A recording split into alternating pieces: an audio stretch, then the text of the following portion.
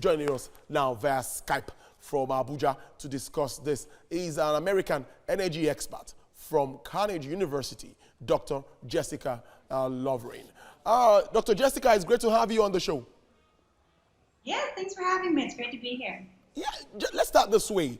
Let's look at Nigeria and what we've been used to, normal hydro, thermal, and all of that. Now talking about nuclear. How feasible do you see this working in this part of the world?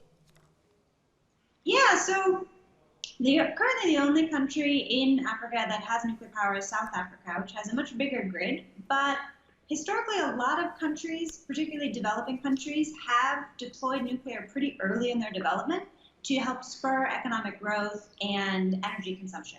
So it's not out of the question that an emerging economy would import a nuclear reactor or partner with another country to build a nuclear reactor when their power sector is still developing and still growing.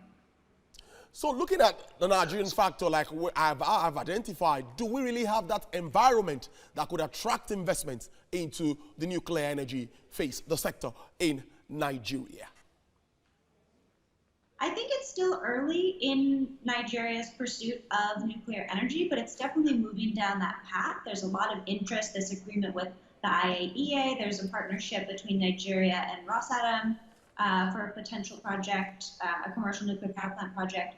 So, and there's a lot of young people looking to work in nuclear in Nigeria. That's what brought me to Abuja this week, is meeting lots of up-and-coming nuclear engineers from Nigeria around the world.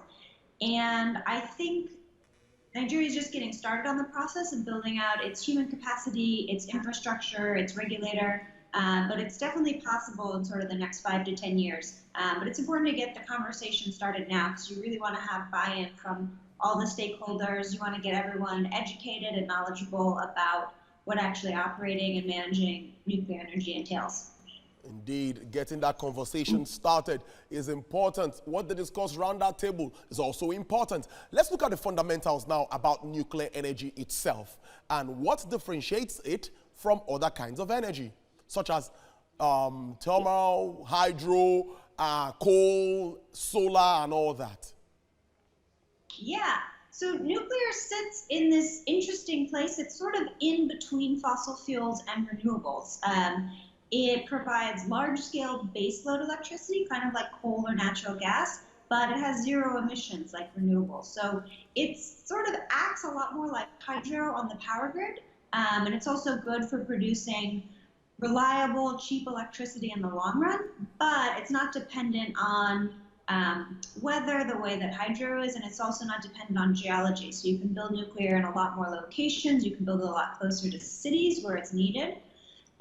And it's really good, especially if you have a lot of energy-intensive industries like manufacturing, because it provides, again, that cheap, reliable power over many decades. Wow, great one there. But really, would you agree? Many say that it is very expensive. And that is one issue here. Even the one that we run at the moment, that's the source of our electricity in Nigeria now, they say it's not cost reflective. So if you're coming with nuclear, how expensive is nuclear energy? Yeah, so the tricky thing with nuclear is that it is very expensive in the beginning, sort of the upfront construction costs, but it runs for a really long time, and it runs 24/7 every day of the year, so it produces a lot of electricity over its lifetime. So the electricity is cheap once you get the plant built, but that plant built is the hard part, particularly if you don't have access to good financing from a state bank or something like that. So if you do have that, and if you can get the plant built, nuclear can actually be cost competitive with fossil fuels, with renewables, but financing is the big challenge. So that's why a lot of newcomer countries building their first nuclear power plants, and particularly developing economies, tend to import their first reactors in a contract where the financing is included, or part of the financing is included, say with an agreement with a country like Russia or South Korea or China that's going to help with the financing of that project, and also take on some of that financial risk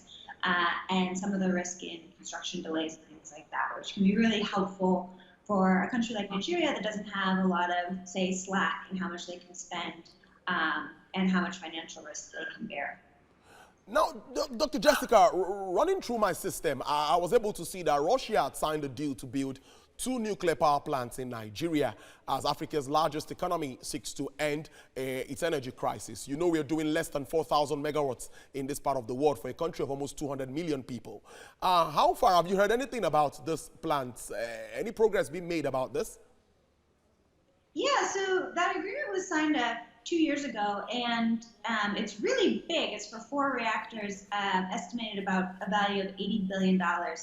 And that would be a huge addition to Nigeria's power grid, possibly up to 4 gigawatts. But important to remember that they actually haven't started construction yet, and no money has changed hands. So Russia has a lot of these agreements around the world, and it's unclear sort of how much progress is being made on those. So they're definitely building plants in Bangladesh, in Turkey, in Belarus, but they have a lot more agreements in countries to start nuclear power projects, and it's going to take some time to figure out which one of those are going through. And important to remember that what's nice about those types of agreements, like the one with Russia, is that they take on a lot of the risk, the financial risk, the construction risk, but they also might not go through. So, for example, Russia's builds in India, they built 2 reactors there. It took about 15 years to build each. And that's a long time to wait for that electricity, but maybe easier than partnering with a different country or than with building them yourself. Now, when we talk about costs, which is very important here because Nigeria is a country grappling with issues around the revenue shortfall, ramifications. Now, do we look at public-private partnership here? Does this kind of investment attract public-private partnership? I mean, this sort of deal where it might be that a foreign vendor is going to be owning and operating the plant isn't so much of a public-private partnership model. It's more like leasing or like a power purchase agreement. So Nigerian utilities will just be buying the electricity from a Russian-owned plant. And that might be a very sort of easy, low-risk way, but it doesn't necessarily develop the local workforce or build out local capacity to of these projects. You could also do a build-own-transfer model where the foreign firm owns the plant while it's under construction and while maybe in the first years of operation, and then it gets transferred to local ownership and while you train the local workforce. And that might be something that builds out more of the human capacity over time. Well, Dr. Jessica Lovering, it looks very good. I'm looking at one day in Nigeria really taking advantage of this, and we would say we are also generating megawatts from nuclear energy. Thank you very much for giving us insights into what it looks like and how we would enjoy it when we actually make use of nuclear energy. Thank you very much, Dr. Jessica Lovering, live there from Abuja.